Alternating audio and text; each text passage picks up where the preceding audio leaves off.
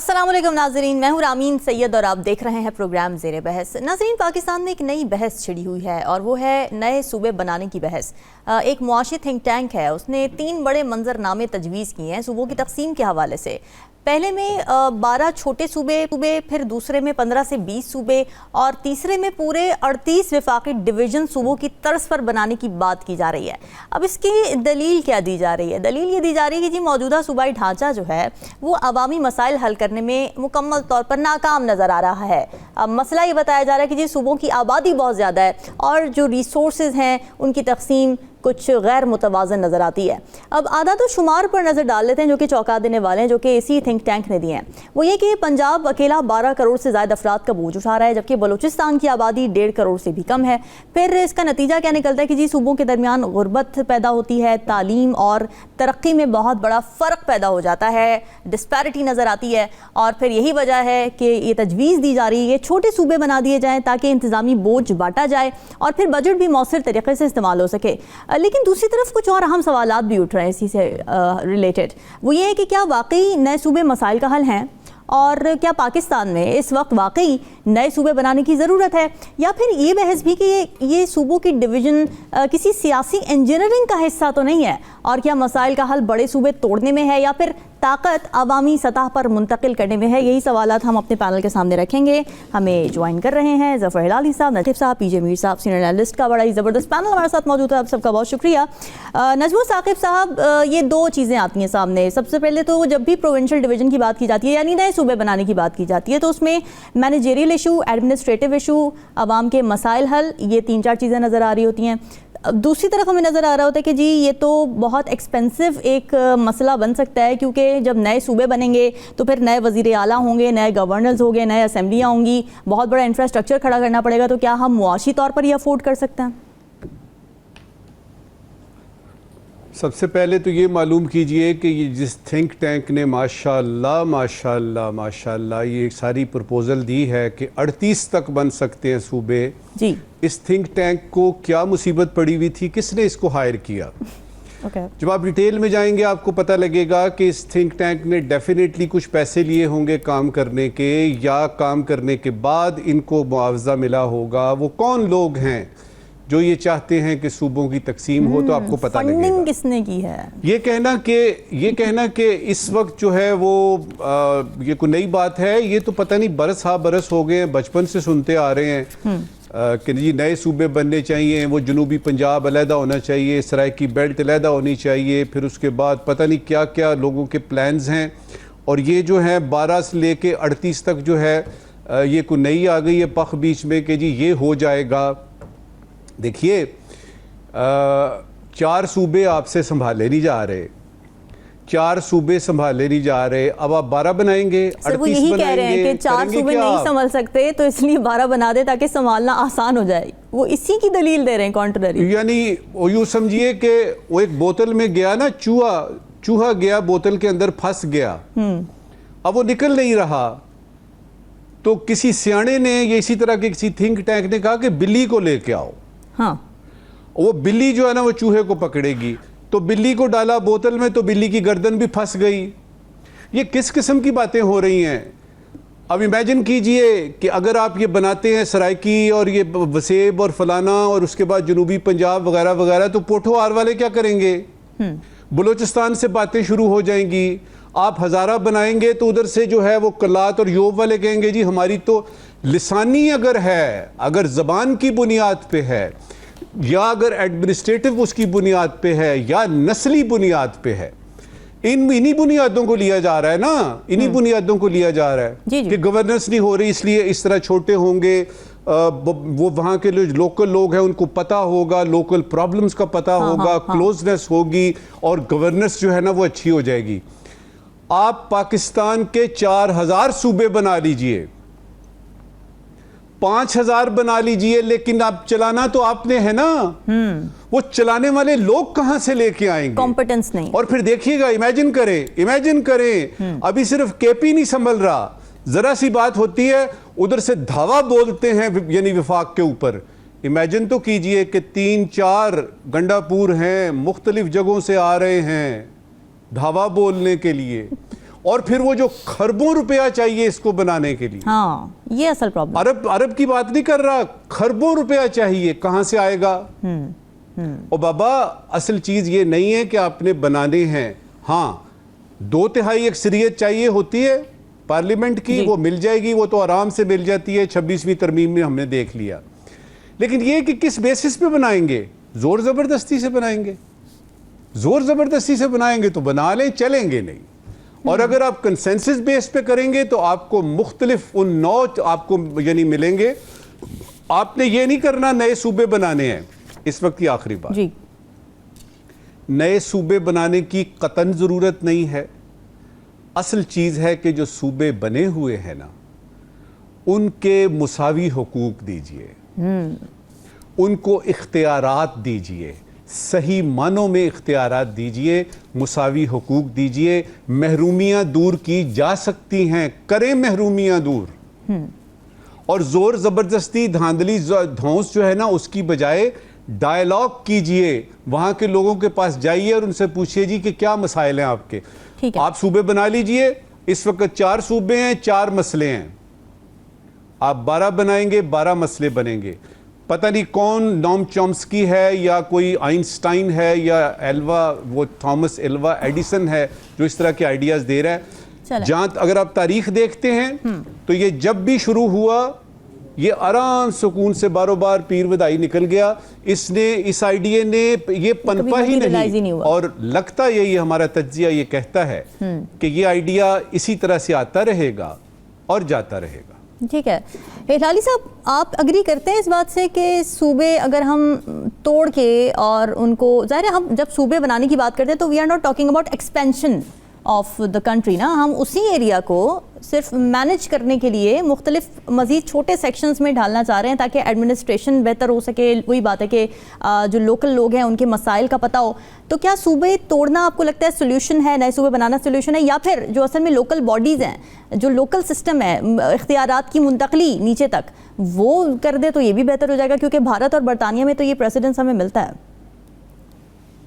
देखिए, मैं तो हैरान हो गया हूँ सुन के कि अगर एक थिंक टैंक ने एक फेल्ड स्टेट का सोल्यूशन निकाल रहा है, माने कि एक सिस्टम जो फेल हो गया है, जो हमारा इस वक्त का सिस्टम है, आप जाके कहते हैं कि पता करो ये कौन है, इनका क्या वेस्टेड इंटरेस्ट है। आई मीन ऑलमोस्ट इंसिन्युएटिंग कि इनको किसी ने ब्राइब किया हुआ है कि ऐसे किस्म के आइडियाज फ्लोट करें। क्या बात है यार, खुदा के लिए, दिस सिस्टम इज टेरेबल। ये तो कोलैप्स हो गया है ये सिस्टम। देख नहीं रहे आप, जब बारिश होती है कोलैप्स होता है। एजुकेशन में आओ, क्या स्टैंडर्ड ऑफ एजुकेशन है, among the worst in the world. 40 crore लोग आउट ऑफ स्कूल है। 4 करोड़, सॉरी कहने की बात सिर्फ ये है कि ये तो एक wonderful idea, brilliant idea. Smaller area, smaller population, आसान है मैनेज करने के लिए। हाँ, जरूर करें, for God sake do it, मगर साथ साथ पावर को डिवॉल्व करें। ये कहते हैं फंड्स किधर होंगे इस वक्त, मैं आपको बता यहाँ पे फिर यही बात है कि ठीक है, हम डिवॉल्व भी कर दें सारी चीज़ें, हम जो लोकल गवर्नमेंट है उसको भी एम्पावर कर दें, लेकिन प्रॉब्लम ये है कि अगर उन्हीं गवर्नमेंट की सीट्स पर आकर इनकॉम्पिटेंट लोग बैठेंगे तो फिर तो वो बात ठीक है, फिर आप जितने मर्जी सूबे बना लें। जब कॉम्पिटेंस नहीं होगी, मेरिट नहीं होगा, जमहूरियत नहीं होगी, अवाम नहीं चूज करेगी कि उनको किसने रूल करना है, तो फिर तो ये प्रॉब्लम जो कि तो रहेगी। आप अग्री करते हैं हेलाली साहब? बिल्कुल नहीं। अब क्यों समझती हैं कि अगर MNAs और MPAs को कह दें कि आप you have nothing to do with administration, इनको क्या एडमिनिस्ट्रेशन से काम है? इनको लीगल लॉ मेकिंग है इनका काम। Absolutely, absolutely. इन लोगों को नजदीक ही नहीं आना चाहिए इम्प्लीमेंटेशन के पास, इसलिए कि लोकल काउंसिल्स होते हैं, उनको आप इलेक्ट करें। मैं कहता हूं हर 2 साल उनको इलेक्ट करें, उनको आप देखें, लोग देखेंगे तरक्की कैसी हो रही है, कंपेयर कर सकेंगे। छोटे एरियाज हैं और ये जो लोग हैं ये सीखेंगे कि भाई अगर हम परफॉर्म नहीं करें, we will lose, we will be voted out of office. ये सब चीजें you will have to do it with that, और होगा।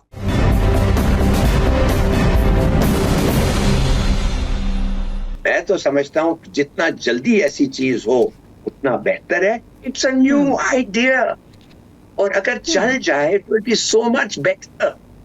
ये जो सिस्टम है इस वक्त का, ये तो चल ही नहीं सकता है, and it has been proved कि चल नहीं सकता। लेकिन मसला ये कि इस सिस्टम अच्छा, को उखाड़ के कोई नहीं फेंकेगा, फिर भी इस सिस्टम के अंदर से ही चीजें निकालनी बन रहा है। जी जी जी, आप बोलिए, मैं फिर मीर साहब को शामिल हिलाली साहब बना रहे हैं। जी जी, ये जो नया सिस्टम हिलाली साहब बना रहे हैं कि 38 बन जाने चाहिए, 12-15 बन जाने चाहिए, ये किसी जमहूरियत के तहत चलेगा या कोई इंडिपेंडेंट प्रोविंसेस होंगे? और अगर जमहूरियत के तहत चलेगा तो जरा अपने ही सिलेक्शन का हाल देख लीजिए। exactly. और उसके बाद बात कीजिए कि 38 सूबों में जब इलेक्शन होगा तो क्या होगा। सही बात है। तो ये कौन सा निजाम होगा जिसके तहत ये दूध की नहरें बहेंगी? ठीक कह रहे हैं, वही मसला है कि पूरा निजाम ही उखाड़ना पड़ेगा। मीर साहब आप बताइए, एक हमें एक डिसएग्रीमेंट मिल गया, एक हमें एग्रीमेंट मिल गया इस चीज़ से। आपको क्या लगता है कि नए सूबे बनाने से गुर्बत ख़त्म हो सकती है, बेरोज़गारी ख़त्म हो सकती है, वसाइल की तकसीम बेहतर हो सकती है, मैनेज अच्छा किया जा सकता है, या फिर वही बात है कि जब इस सिस्टम के अंदर से ही वो सूबे बनने, सिस्टम के अंदर से ही उन लोगों ने आकर रूल कर रहा है जो अभी भी रूल कर रहे हैं, तो it is not going to make any difference? आपने देख लिया नहीं, हिलाली साहब एक बात कर रहे हैं, नजम साकिब साहब दूसरी कर रहे हैं, तो यहाँ 2 में ये है तो 18 सूबों में क्या होगा? देखें, हम कहीं बैठ नहीं सकते एक जगह। मेन आप 5 सूबे तो चला नहीं सकते। तो मुझे आप बताओ प्रॉब्लम क्या है? प्रॉब्लम है डेलीगेशन ऑफ अथॉरिटी। पाकिस्तान में कहीं भी डेलीगेशन ऑफ अथॉरिटी नहीं है, और यही वजह है कि आपके जो बच्चे हैं वो डेवलप नहीं करते, क्योंकि आपके पास है कुछ नहीं। कुछ सीईओ हो गया, प्रेसिडेंट बन गया, यू नो नथिंग। मैं कई चैनल्स का प्रेसिडेंट रहा हूं, मेरे पास तो कुछ भी नहीं था। द क्वेश्चन इज, नाम क्या रख देते हैं, काम कुछ नहीं होता, काम करवाओ। ये क्या वजह है कि Steve Jobs, Bill Gates, Jack Ma, हमारा आसिम अब्दुल्ला जिसने हाउस ऑफ अंगारो खरीदा और वो जिसने वो ब्लोन डिजाइन किया, उसको हायर करता है, क्रिस्टियन डियोर के बंदे हायर करता है, आज वो कहाँ है? आप एज हेड आप लोगों को, इंटेलिजेंट लोगों को लगाते हैं जो कि डिलीवर करते हैं।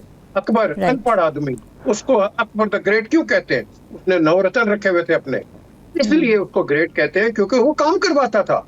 हमारा यह है जो नंबर 1 है वही करेगा, नंबर 2, 3 अब छोड़ दे। तो डेलीगेशन ऑफ अथॉरिटी जब आप नहीं देंगे किसी को भी, आपके पास कोई प्रोडक्टिविटी नहीं आएगी, जो हम कंप्लेन करते हैं काम नहीं होंगे। एक ये वजह है। दूसरा ये है कि आप अपनी इकोनॉमी को तो ठीक करो। आप जो सिविल सर्वेंट्स को या दूसरों को जो तनख्वाहें देते हैं, ये लोग कहाँ से तनख्वाह देंगे जब आपकी मार्केट ही ठीक नहीं है? तो मार्केट ठीक होगी, तनख्वाह भी आपको मिल जाएगी और आप काम भी करोगे, एफिशिएंसी होगी, ड्राइव होगी, इंसेंटिव होगा। कहाँ है आपका इंसेंटिव? मुझे बता दें। आप जो भी कहीं काम कर रहा है, जब हम बात करते हैं बुनियादी कैंसर की, वो क्या कर रहा है? सुबह जाएगा, सारा दिन वेस्ट करेगा अपने एम्प्लॉयर का और उसके बाद घर चला जाएगा। प्रोडक्टिविटी चाहिए भाई, प्रोडक्टिविटी वो उसी वक्त आएगी जब इसके मुंह में कुछ जाएगा। आज आप एक ज़हनी बच्चा क्यों नहीं तैयार कर रहे? पता है क्या? आपके जो टीचर्स हैं पाकिस्तान के अंदर, उनकी तनख्वाहें 0-0 है, बेचारे भूखे नंगे हैं, और आप कहते हैं कि ये लीडर्स प्रोड्यूस करेंगे। टीचरों की तनख्वाह बढ़ाओ जिन्होंने लीडर्स बनाने हैं, जिन्होंने आपके मुल्क को आगे लेकर चलना है हर शोबे के अंदर। तो ये छोटी छोटी चीजें हम सूबों के अंदर है। और भाई तुम अपने आप को, हम हर चीज पे एक्सपेरिमेंट करते हैं। अब वो डीसी सिस्टम आया, नहीं जी ठीक नहीं है, नाजिम ले आओ, नाजिम आया, नहीं जी डीसी ले आओ। हम एक्सपेरिमेंट ही करते हैं। नवाब शाह, देखिए यहाँ पे ना दो ऑप्शंस होते हैं। एक होता है कि आप लेजिस्लेशन के थ्रू सिस्टम के अंदर से रहते हुए रास्ता बनाएं, एक होता है आप पूरा सिस्टम उखाड़ के फेंके और उसे रिप्लेस करें। तो आपको लगता है हमारे मुल्क में सिस्टम उखाड़ने की जरूरत नहीं है या क्या? हम टोपी ड्रामा करते हैं, एक दूसरे को गोलियां देते हैं। हम हर चीज वही जो पुरानी चीज होती है ना, उसको रीपैकेज करके आगे ले आते हैं। ये जो लालपुर है, एंड्रू लाल बेचारा कब्र में मर रहा होगा, नहीं यार इसका नाम फैसलाबाद रख दो। और जिसने बनाया तो मुझको उड़ा दिया है। लॉरेंस रोड जिसने लॉरेंस बनाई है, उसका नाम कुछ और रख दो। नवाब शाह कुछ और है, उसका नाम कुछ और रख दो। साहिवाल है, कुछ और है। द क्वेश्चन इज, हम नई चीज क्यों नहीं क्रिएट करते?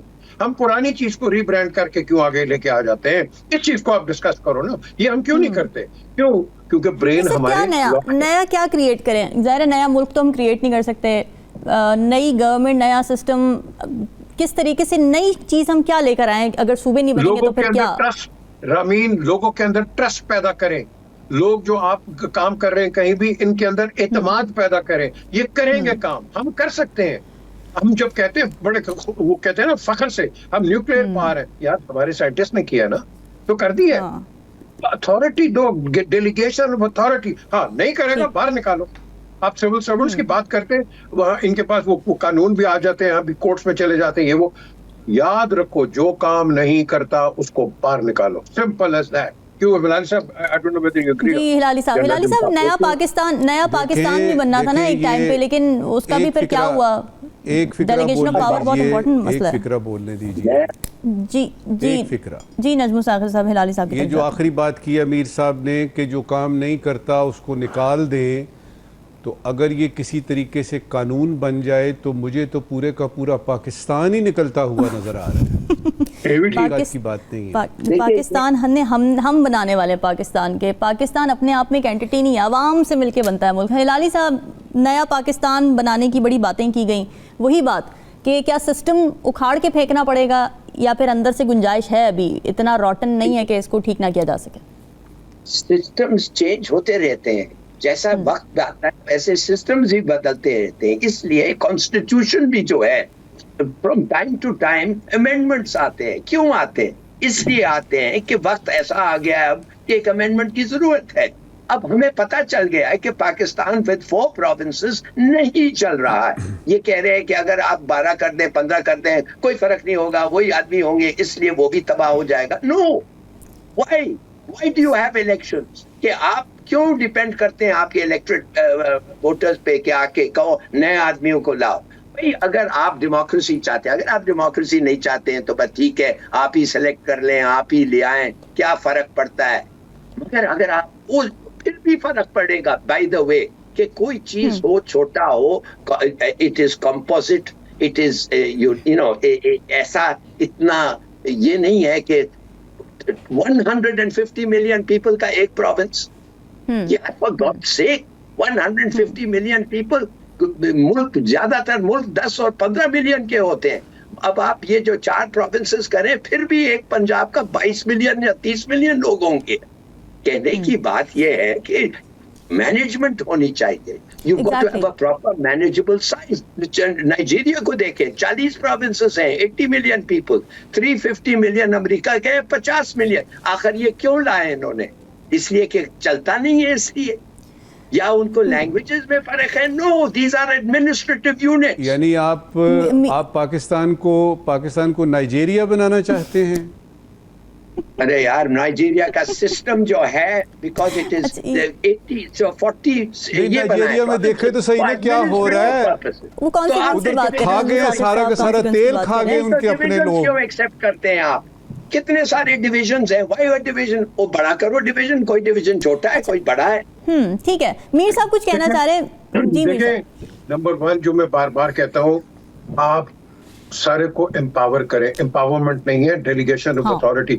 मुझे बताओ कि दूसरे मुल्कों के अंदर हम बात करते हैं, ये जो काउंसिल्स होती हैं, 12 काउंसिल्स ये करती हैं। वो ये नहीं कहते प्राइम मिनिस्टर ने करना है, चीफ मिनिस्टर ने करना है, उसने। आप इनको एम्पावर करो। आज हम क्या रो रहे हैं? कराची को रो रहे हैं, पानी आ गया। वो नाज़िम कहता है मेरे पास तो टाइम नहीं है, हम इतनी जल्दी तो ड्यूटी कर सकते। और भाई मुझे बताओ, नहीं है, ये बोलते हैं इख्तियार ही नहीं है हमारे पास, तैयार नहीं है। और भाईजान आप पावर में आए हो, आप क्या कर रहे हो? अच्छा हाँ, आई मीन एक जो हमारी प्रॉब्लम है, जो भी आता है ना नया, वेदर नाज़िम हो, मिनिस्टर हो, चीफ मिनिस्टर हो, प्राइम मिनिस्टर हो, उसका 1.5-2 साल लग जाता है। वो यार वो जो पिछले हैं ना, वो बेड़ा गर्क कर गए, तकरीरें होगी पिछले बेड़ा गर्क कर गए। और यार इसको छोड़ो, आप क्या कर रहे हो? मुझे आप बताओ, आपने क्या किया है? आपका क्या प्लान है? मुझे अभी तक बताया किसी ने कराची के अंदर कि ये फ्लडिंग हम आइंदा किस तरह रोकेंगे? किसी ने बताया कि नालों का क्या करेंगे? किसी ने बताया ये जो सीवरेज वाटर है, आगे आपका जो सबसे बड़ा प्रॉब्लम ग्रामीण पाकिस्तान में आना है, आपका ये जो सीवेज सिस्टम है all over the country is outdated. It's outdated. आपने क्या किया इसका? मुझे बता दो। वो करेगा जब प्लेग आ जाएगी, जब यही मसला है कि प्रायोरिटीज और नियतों का मसला है। नंबर ऑफ मैसेज का भी उतना मसला नहीं है। यही मैसेज अगर डिवाइड हो जाए, अगर नियतें ही ठीक नहीं है, गवर्नेंस ही ठीक नहीं है, लोग ही वही बैठे हैं जो बदनीयत हैं, तो फिर क्या होगा? बिल्कुल सही कहा आपने, एब्सोल्युटली राइट, एब्सोल्युटली राइट। ठीक है जी, बड़े इंपॉर्टेंट इंसाइट्स हमारे साथ इस मौजू पर शेयर किए हैं। वापस आएंगे ब्रेक के बाद, स्टे विद अस।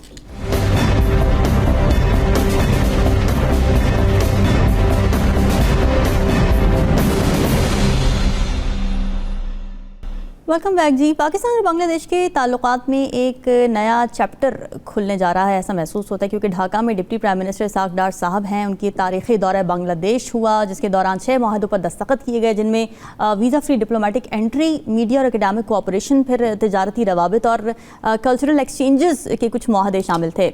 अब यहाँ पर यह बात बड़ी इंपॉर्टेंट है कि 13 साल बाद किसी पाकिस्तानी वज़ीर ख़ारिजा का ये पहला दौरा है, और ये ऐसे वक्त में हो रहा है जब अवामी बगावत के नतीजे में ज़ाहिर हमने देखा कि पूरा रजीम चेंज हुआ, शेख हसीना वाजिद की हुकूमत रुखसत हुई, और ढाका की खारजा पॉलिसी में बहुत ही हमें प्रोमिनेंट डिफरेंसेस देखने में मिल रहे हैं।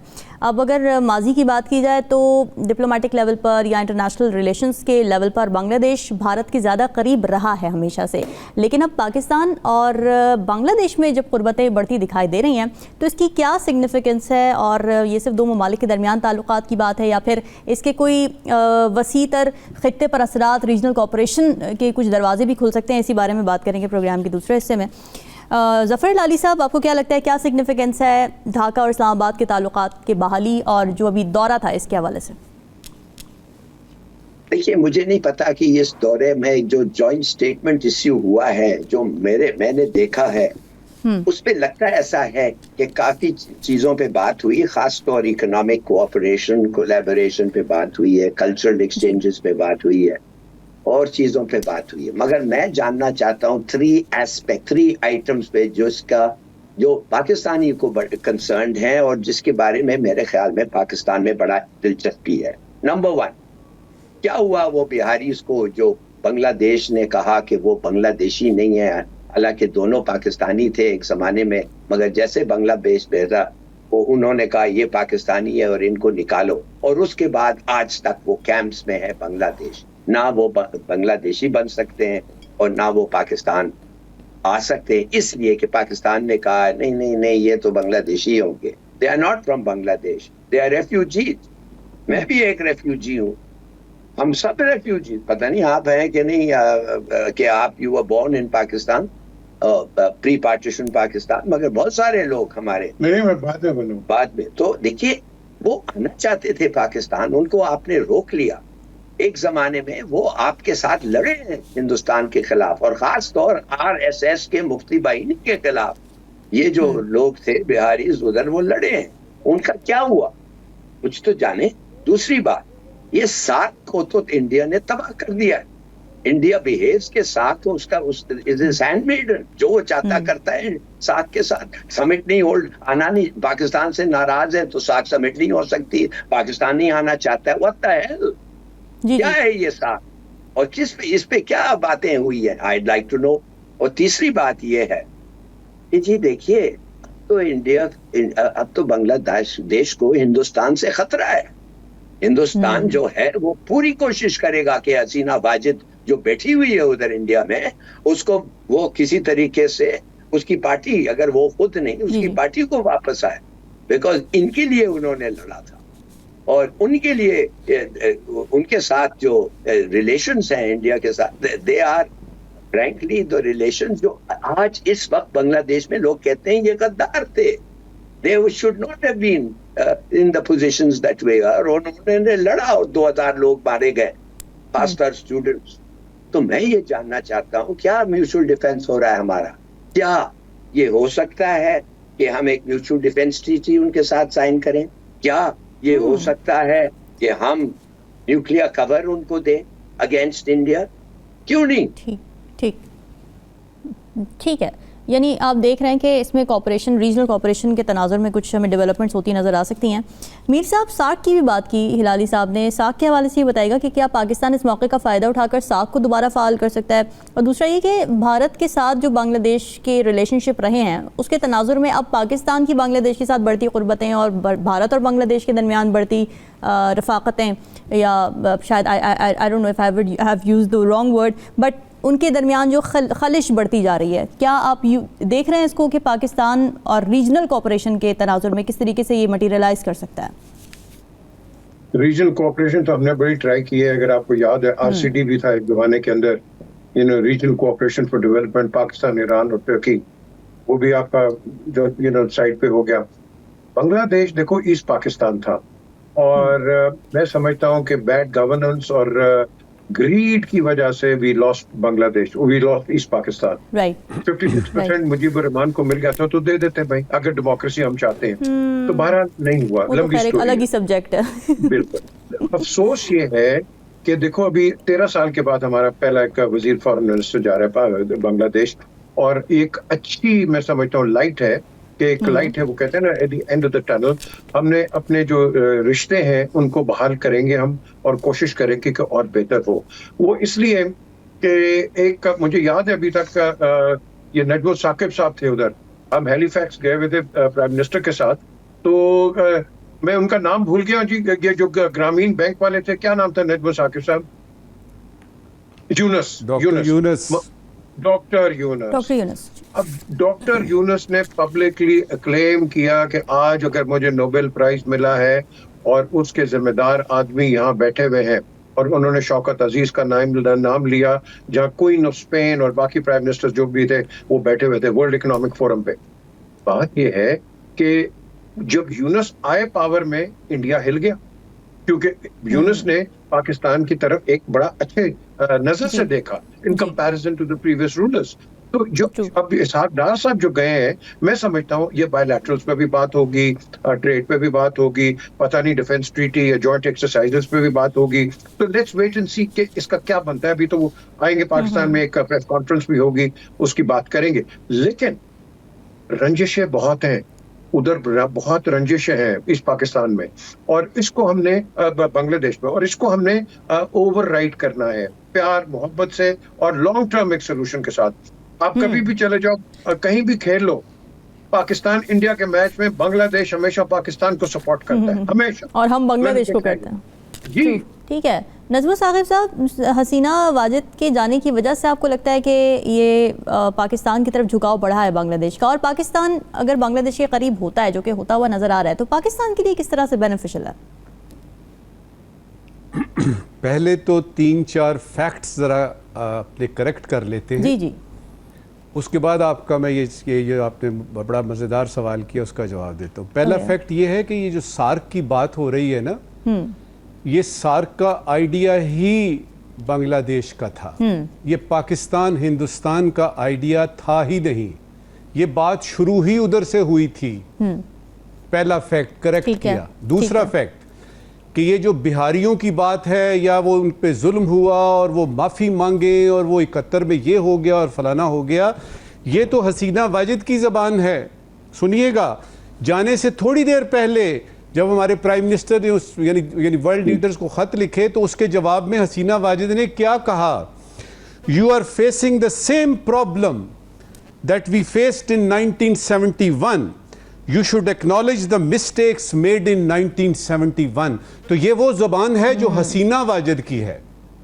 तीसरा फैक्ट कि आप बात कर रहे हैं कि जी तारीखी ये है 13 साल के बाद, देखिएगा कि जब हसीना गई हैं अगस्त में, उसके फ़ौरन बाद जो है वो ये जो हमारे डॉक्टर यूनुस हैं, वो जो यानी जी जनरेशन का हिसाब किताब, और बांग्लादेश एक दफ़ा फिर से आज़ाद होता है, तो सबसे पहले तो प्राइम मिनिस्टर की बात होती है शहबाज शरीफ की, उधर के यानी चीफ एग्जेक्टिव से, जो कि डॉक्टर यूनुस हैं जी। उसके बाद 2 मिनिस्टर्स आपके जाते हैं, आपके इंटीरियर मिनिस्टर जाते हैं, वहां पे बात करते हैं, जो कि वीजे की बात अभी सामने आई है, ये उन्होंने की थी। अच्छा जी, एक बात मैं कहता हूँ कि ये जो सार्क का इन्होंने हमें एक हिस्ट्री लेसन देने की कोशिश की है कि ये बांग्लादेश का आइडिया है, तो मैंने किधर कहा था कि ये हमारा आइडिया था?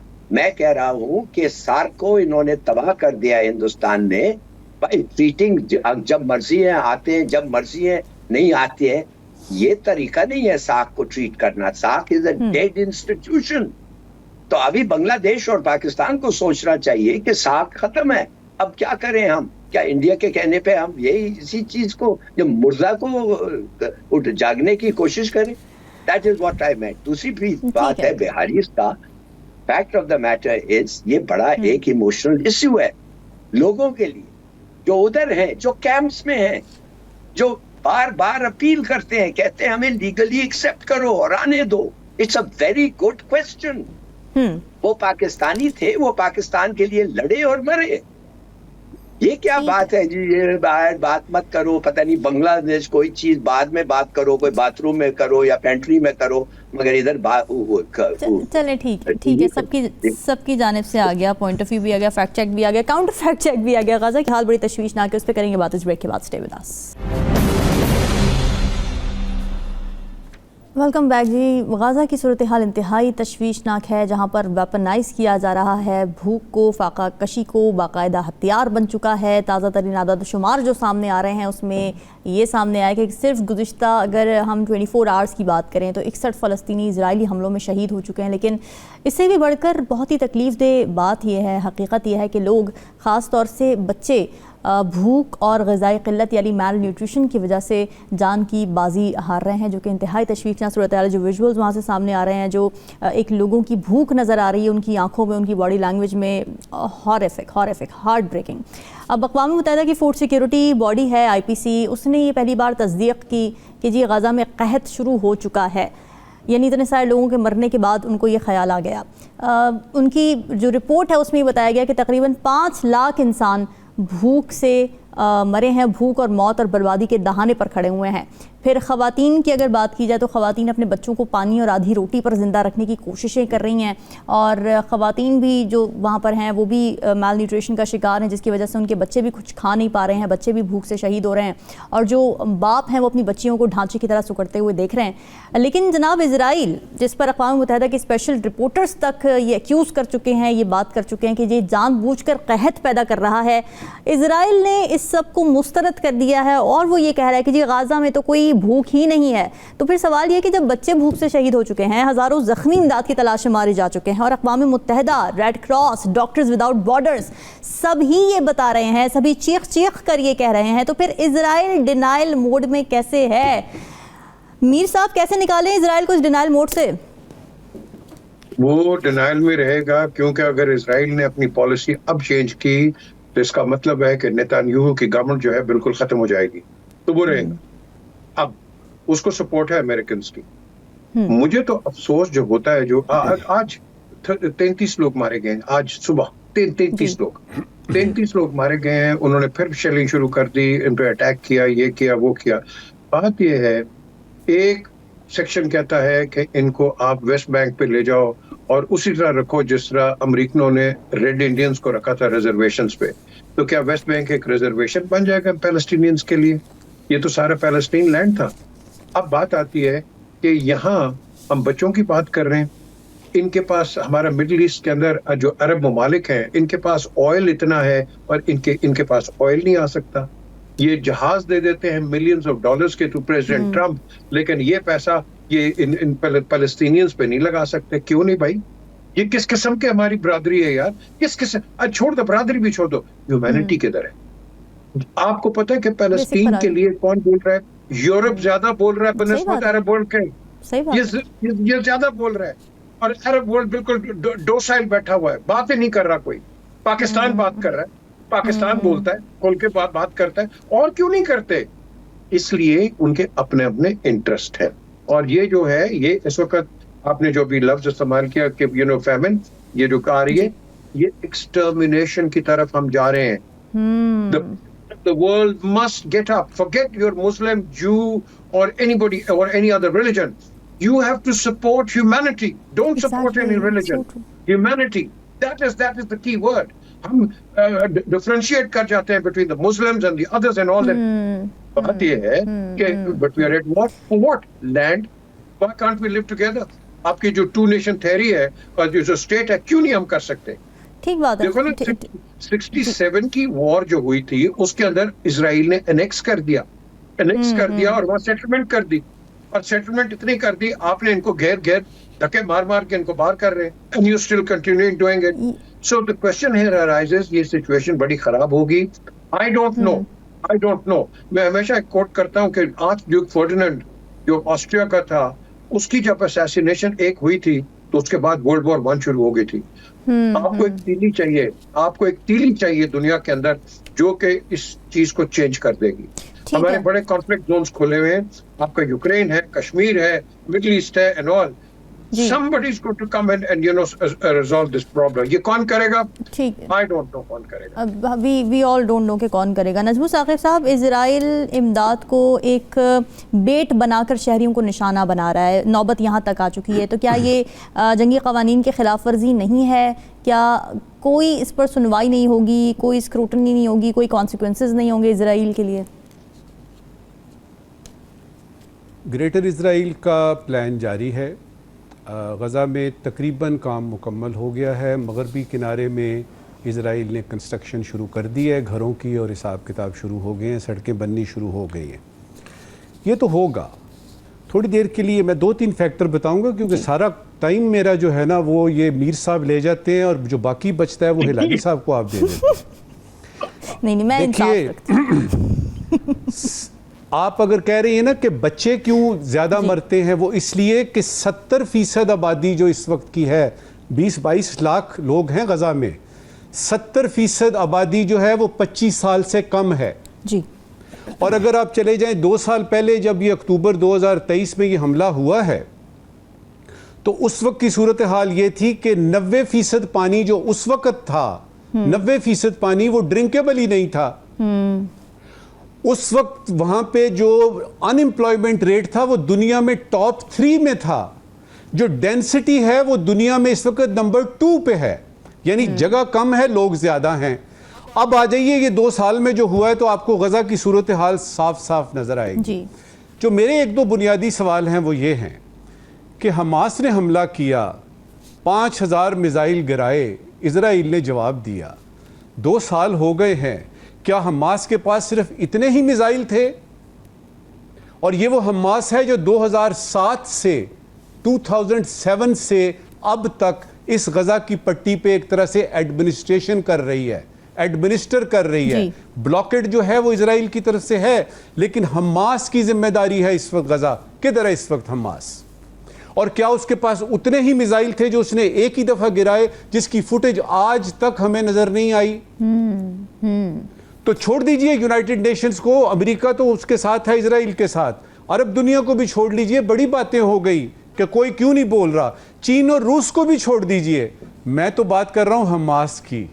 ये जिम्मेदारी उनकी है। और अभी तक पता नहीं चला कि 70,000 से पता नहीं कितने ज्यादा शहीद हो गए। हमास के कितने लोग मरे हैं जरा बताइए तो सही। आखिरी बात, देखिए पाकिस्तान ने दूसरे मुल्कों के साथ मिलके अपने फ़लस्तीनी भाइयों के लिए हमेशा से कहा है हम आपके साथ खड़े हैं, हम अभी भी खड़े हैं, हम फिर भी खड़े रहेंगे।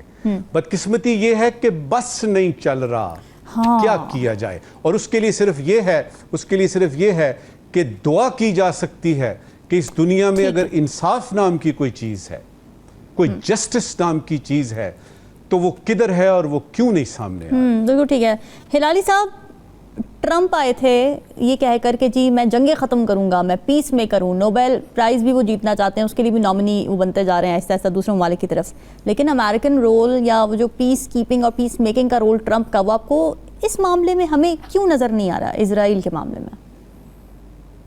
पहली बात तो ये है कि मैं हैरान हूँ सुन के माने कि कोई गैर अमरीकी या इजरायली से ये हमास का कसूर है कि ऐसे लोग मारे जा रहे। हमास का हक बनता है, हमास का हक अंडर इंटरनेशनल लॉ है कि वो ऑक्यूपेशन के खिलाफ लड़ें, यूनाइटेड नेशंस का कवेनेंट जाके पढ़ें। You have the right, the duty to resist occupation. Najmul Saqib साहब, सवालात आज के। शुक्रिया रामीन। पहले ज़रूरी सवाल, खबर मिली है कि सिर्फ 6 महीनों में 3.5 लाख पाकिस्तानी मुल्क से बाहर चले गए हैं। ज़रूरी सवाल ये है कि ये पाकिस्तानी जो बाहर गए हैं ये मुआश की तलाश में गए हैं या मूडीज़ और फिच से ये पूछने गए हैं कि क्रेडिट रेटिंग अच्छी होने का मतलब क्या होता है? आज का गैर ज़रूरी सवाल, पिछली हुकूमतों ने माहौलियाती यानी क्लाइमेट चेंज के मसाइल का हल निकाला था मिनिस्ट्री का नाम बदल के। जी। यानी यूँ मिनिस्ट्री ऑफ एनवायरनमेंट जो है वो मिनिस्ट्री ऑफ क्लाइमेट चेंज बना दी गई थी और कहा गया था जी क्लाइमेट चेंज के मसले सारे हल हो गए हैं। गैर ज़रूरी सवाल ये है कि क्या वक्त नहीं आ गया कि क्लाइमेट चेंज की मिनिस्ट्री का नाम मिनिस्ट्री ऑफ फ्लड कंट्रोल रख दिया जाए, क्योंकि इस नाम रखने से ये सैलाबों के सारे मसाइल हल हो जाएं। शायद नाम रखने से शायद हल हो जाए। सवालात नाजरीन आपके लिए छोड़ फीडबैक ज़रूर दीजिएगा। हमें दीजिए इजाज़त। अल्लाह हाफ़िज़।